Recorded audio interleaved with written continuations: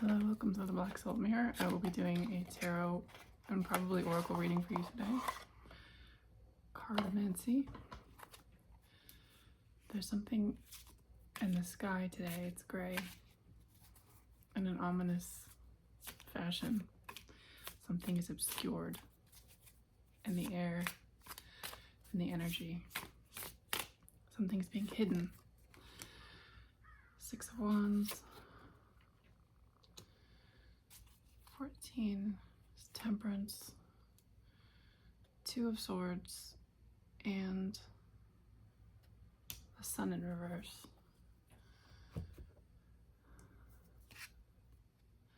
There's a victory coming for you. You can see it off in the distance. This is Nicoletta Ciccoli's beautiful artwork. I love her art. They are surveying your land. The elephant in the back always amuses me. It's kind of like the elephant in the room, but it's the elephant in the realm. And it's got her castle on it. You are the elephant in the realm. And there's the time of rest and temperance. Two of Swords here is depicted as a balancing act. Something that you've been putting forth quite a bit of effort into, and focus in particular, both because of the artwork and because Swords is the mind. So you've been floating, flying, surveying, but it's been taking a lot of your attention and your energy. And for that, you can't be fully the queen bee that you're meant to be. This one came out in reverse. This is the Sun card. There's something blocking your happiness. There's something taking a lot of your energy and time that you have to rest from. And they're saying, now is the fog. This is what I was seeing, this gray fog outside as I started to channel. On the bottom of the deck, we've got the Three of Cups in reverse. You've been isolating. You've not been playing, they're saying. You have to get out and see people. They're saying, see the difference in the world. There was a timeline shift that happened a couple months ago, a month or two ago. Probably at the beginning of Aries season was when it officially started, but it was, if you could feel it, it was a gradual transition, kind of like passing through air. If you've ever been in water and there's like a cold patch, it's kind of like that. Like you can feel it and then you can't feel it, but you can't really define where the edges are. It's like that. And you've been focused on that. And you've been trying to see where the edges are. However, they're saying the edges are not out there or in your mind. Maybe some of you have been spending a lot of time reflecting and limiting your exposure to reduce the amount of stimulus so that you can concentrate on what's different. And maybe you've been doing your art like they've been recommending, but there's only so much you can live within the esoteric. There's only so much you can live within the flow from spirit. You are also a creature of this world and you have to interact with this world. And they're saying the change that you're seeking is in other people. You will see what has shifted when you interact with other people. That's the key, is the canary in the coal mine, they said. Other people see the change more because you were a part of it. You were designed to go through the change and you were designed to work out better on this side. In this timeline, you were designed for it. So the other timeline felt really foreign to you. So the way that you'll know what's so different about this timeline and what's strange is by the people who aren't made for this timeline, by the people who are comfortable in the old paradigm, by the people who felt a shift and they feel uncomfortable with it and they don't know what to do with it and they're struggling. So you can observe them, you can talk to them, you can see what they're feeling, what they think has changed, and that will tell you what is in fact different. You don't have to go out and experience yourself. You don't have to see it yourself. It's for others to communicate, because this is what you're fixing. because you are designed to be in this timeline, because you are designed to thrive here and to breathe the air here. Like you have gills, and the first timeline it was air, and now it's water, so you can actually breathe properly. That's how gills work. They're saying now you have to talk to the people that don't have them to see how you can fashion gills for them and what kind of breathing apparatus works for them. Because that's why you're here, is you're now a native who's trying to make everybody comfortable in this new paradigm, this new place, this new existence, going forward. Because we're going forward. And a lot of people have stopped going forward, seeking out forward momentum and energy because they're so disoriented. And so now is the time for you, if this is you and you're searching for this change, for this calling. Maybe you're looking for something. Maybe you have this very strong idea or just like this pull, like that I need to be doing something. What am I supposed to be doing? Why can't I find this thing that I'm looking for? And that's it, is that you need to find out you are part of the helpers, the healers, the guides, the light in the fog that doesn't make it worse. The fog actually reflects light, particularly water vapor. When you're driving, you can't use your high beams because it makes everything brighter. You have to use the low beams and you have to go slowly. But that's the way of things, is to go slowly. You don't have to rush. They've set aside a huge bubble of time so that you don't have to rush. This was all planned out long ago. This was meant to happen. You don't need to feel like you need to get it all together or have it all figured out soon.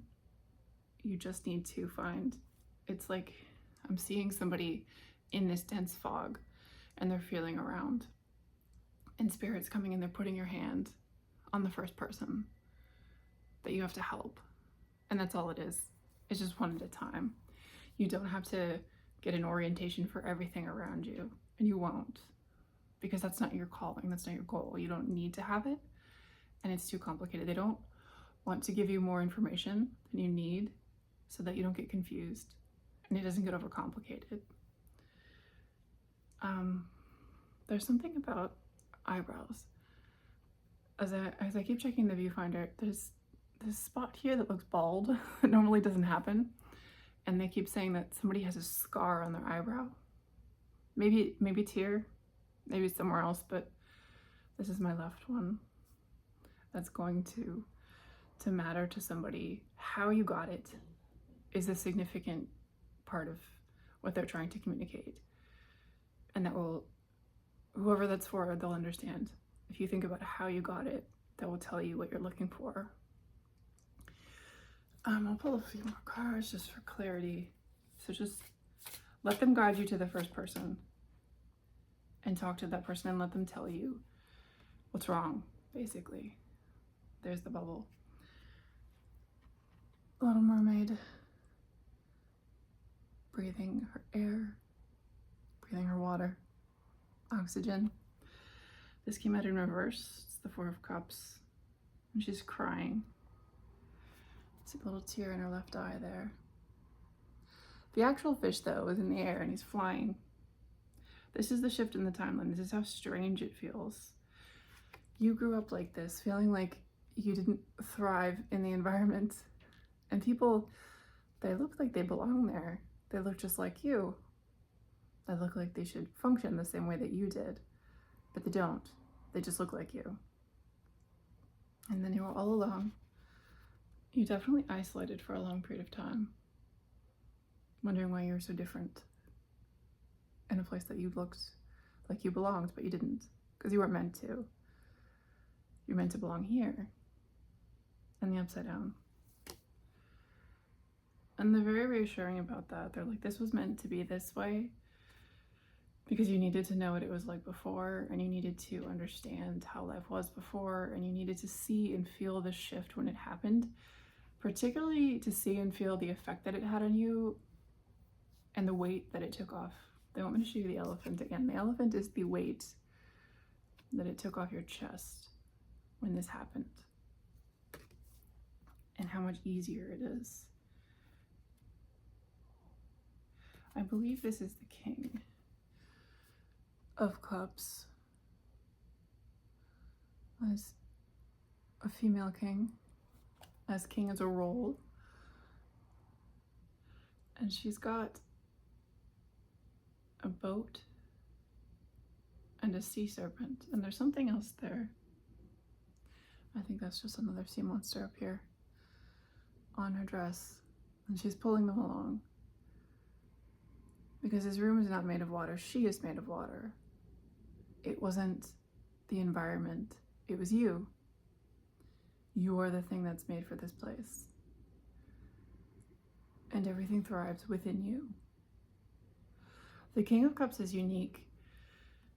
In the original deck, he's represented on like a tiny little island with his throne, and then it's all surrounded by water, because the Queen is nurturing, and the Queen is touching the water, and she's thinking about how she can help, and she's examining her emotions. The kings are above it. The kings don't actually interact with their element. It's the same with the Emperor. Once you assume a mantle of leadership, you're not one of the soldiers anymore. You're not in any of the units anymore. You don't have another purpose other than to lead, and that requires standing back and overseeing everything. Leaders very rarely get involved in the action because they have to have the holistic view. They have to see everything going on at once, and they have to separate themselves from emotions. So even the King of Water, which is the emotional suit, is still separated. Like the water lives within her, but she is not the water. And it is a feminine role today in this reading, because it's feminine nurturing energy that you're tapping into, but you're doing it from a place of detachment and leadership. So you're helping by describing and by showing and by doing, which is a very masculine thing, instead of receiving. You're not going to people and asking them what happened so that they can feel better. You're doing it to find out how to help them, how to lead them, how to guide them, how to point them in the right direction, because you're not going to go with them. You're going to say, okay, you're going over there, and then you're going to find the next one. You stay in the fog because you belong in the fog. And eventually, once everyone else is out, the fog lifts, because the fog is the illusion. The fog is what people haven't accepted yet. It's the old paradigm. It's the toxic masculinity. It's the capitalism. It's all of these ideas people have of gender roles and societal limitations where we don't have enough. And that's why people have to remain poor. It's because we don't have enough. And it's bullshit, because the rich are the richest they've ever been, and there are more of them than there's ever been. And this is the paradigm. This is the fog that's lifting as you anoint people. They're saying, I'm seeing all these people in the fog in my mind's eye, and as you touch them and understand them, they start to glow like fireflies. And then they can go about on their own because they know what they're doing now. And the more of them that light up, the more the fog dissipates and lifts and blows away. Because air is the suit of swords. Air is the mind. Air is the collective conscious. And once the collective conscious wakes up to reality, to truth, the fog just blows away. And that is what you're doing here right now. Oops, I had two more that flipped right over as I thought of it. They literally flipped over as I thought of it, which is a message about your manifesting and intuition. You may have noticed already that you're getting a lot of the very small manifestations that you wish. Just as you think of something, it pops up. As I think of the cards that I want, they flip. This is something you need to hone, because you can start asking for big things too. And once you understand how you're doing it and how it's working for you, and the surrender that it takes to call things to you, it's not an outward thing. It's not a grabbing. It's not, I want this. It's making space within yourself for it to flow into, like a vessel. It's like digging a hole in the ground and then the water goes into it because water goes down. That's how manifesting works. You make the space within yourself. Sometimes physically you have to make the space. If you want nicer clothes but your closet's full, you have to make room in your closet. And you do that first. And you say, this is where that dress is gonna go. This is where these nice trousers are gonna go. This is where the good pair of shoes is gonna go. And you plan it out and you decide what you want and you'll find it. Once you've sent out into the universe exactly what you want. And it's been happening a lot for me lately. These things just pop up. I think, oh, I'd like this, or even just, oh, I'd like to see this, or oh, I remembered this thing. What was it again? And then the article pops up just randomly. And that's how manifesting works. The 2 cards that came out are 2, which is the High Priestess, and the 5 of Cups in reverse. I like this one. He's got the bird head and she's got the wings, and it appears the bottom half. There have been a lot of messages, and this is a number 2. So you are thinking that you're not whole. This could be a romantic thing. You could have another half out there that you know that you're expecting. You could be seeing a lot of, the word twin flame is problematic, but readings about somebody coming in, a counterpart, because you see she's a mountain here up until about the top of her ribs, and she kind of exists in this wintry place. And the isolation that you've been through has kind of made you an iceberg. And that's why you've been struggling to connect with people, and why it didn't occur to you to go out and talk to people about what's going on right now. And they're saying they're going to fix this by unlocking this. Came in reverse. It's going to click up, and you're going to find the person that makes it make sense. And they're saying not for everybody. This isn't a counterpart. Some people it's a child. You're going to have a child or come across a child, or a child's coming into your life. Could be like a niece or nephew, daycare thing. But you're going to meet someone that clarifies for you the way in which that you're different. Because there's an innate human need to understand. Even if you know that you are a certain way, hearing someone else say it is everything. I'm sure you've had that experience in some way or another where you observed something or thought something, but it was kind of in the back of your mind and you didn't solidify in the thought or the idea until someone else said it aloud, or until you said it to somebody and they understood what you meant and they verified for you that yes, that is a thing that I'm seeing. Yes, that is weird, or yes, we are like this. Sometimes it's just how you've experienced life. It's an odd life to have these mixed matched body parts. And it's an odd life not to feel seen and loved. The embrace is very important here. To feel held, to feel loved, to feel accepted.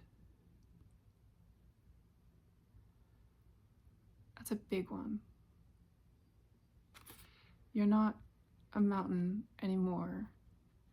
And this is coming for you. And that's part of why they want you to start talking to people, because you're not just going to come into people who need your help or who need the direction pointed out. There are these little birds over there on the roof. Something about birds. It looked closer and then it stopped moving and I couldn't figure out why, but it was actually farther away and landing on the roof. There's something about perception. There's something about you not understanding the way you're seeing things yet because you don't have the perspective. And this is what's going to come to you in interacting with people, because the other thing that you're going to find in the fog is the people that are like you, that are also going around talking to the lost ones, to the gray ones, lighting them up. And those are your people. Or maybe it's just one person, or maybe it's the children being born right now who make so much more sense to you because of the way that they are, because they're naturally like you and you had to come to it, but they're just like this because they're born in the new paradigm. There's definitely somebody here who's pregnant right now, or whose partner is pregnant, and it's going to be the child that clarifies this for you, because they are in a way that's like you, that you've never seen before in a person.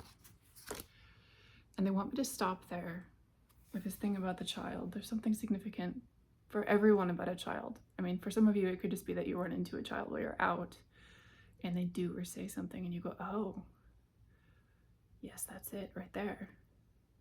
Or maybe their parent tells you that they do something that clarifies it for you, but you'll see. Something to do with the child. I love you. I will see you very soon, and I hope you're all doing amazing.